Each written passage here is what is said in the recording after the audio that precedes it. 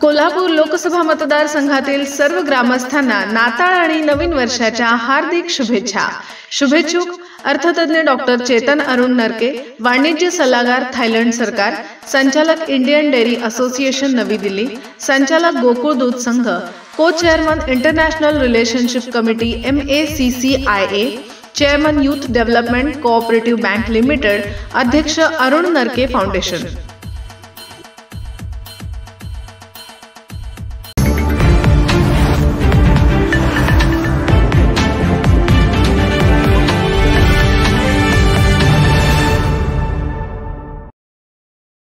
Shahu Chhatrapati KSA football league स्पर्धेत आज दुपारी झालेल्या सामन्यात पाटाकडील तालीम मंडळ अ संघाला बालगोपाल तालीम मंडळानं 1-1 असे बरोबरीत रोखले। पाटाकडच्या ऋषिकेश मेथे पाटीलनं हेडद्वारे पूर्वार्धात गोल केला, तर बालगोपालाच्या रोहित कुरणे यानं पेनल्टीवर गोल नोंदवून पाटाकडील तालीम मंडळाशी बरोबरी साधली। या सामन्यात दोन्ही संघांनी पंचांच्या पेनल्टी निर्णयावर आक्षेप नोंदवला। कोल्हापूर स्पोर्ट्स असोसिएशन आयोजित Shahu Chhatrapati KSA football league स्पर्धा छत्रपती शाहू स्टेडियमच्या हिरवळीवर सुरू आहेत। दुसऱ्या फेरीतील हे सामने सुरू असून आज पाटाकडील तालीम मंडळ अ आणि बालगोपाल तालीम मंडळ यांच्यात सामना खेळवण्यात आला। सामना पाहण्यासाठी दोन्ही संघाच्या समर्थकांसह फुटबॉल प्रेमींनी स्टेडियममध्ये गर्दी केली होती। महिला प्रेक्षकांनी सुद्धा हजेरी लावली होती। पूर्वार्धात पाटाकडील संघाचा अक्षय पॅमल, यश देवणे, ओंकार मोरे यांच्या चढाया बालगोपालनं रोखल्या।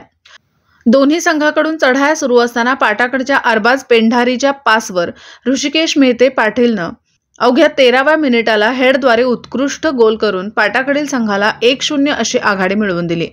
पाटाकडच्या गोलची बरोबरी साधण्यासाठी बालगोपालचा राकेश सिंग, सुजित आर, आकाश मोरे यांनी केलेल्या चढाया फारशा कमी आल्या नाहीत।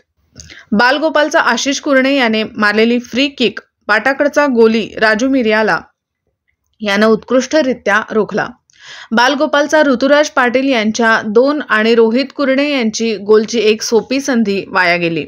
पूर्वार्धात हा सामना 1-0 असा राहिला। उत्तरार्धात बालगोपाल संघानं पाटाकडच्या गोलची बरोबरी साधण्यासाठी वेगवेगळ्या चाली रचत खोलवर चढाया केल्या। या चढाया सुरू असताना पाटाकडच्या गोली राजू मिर्याला याने बालगोपालचा नगैरंग बम सिंग याला छोट्या डी मध्ये धोकादायकरित्या रोखल्याने पंचांनी बालगोपाल संघाला पेनल्टी बहाल केली।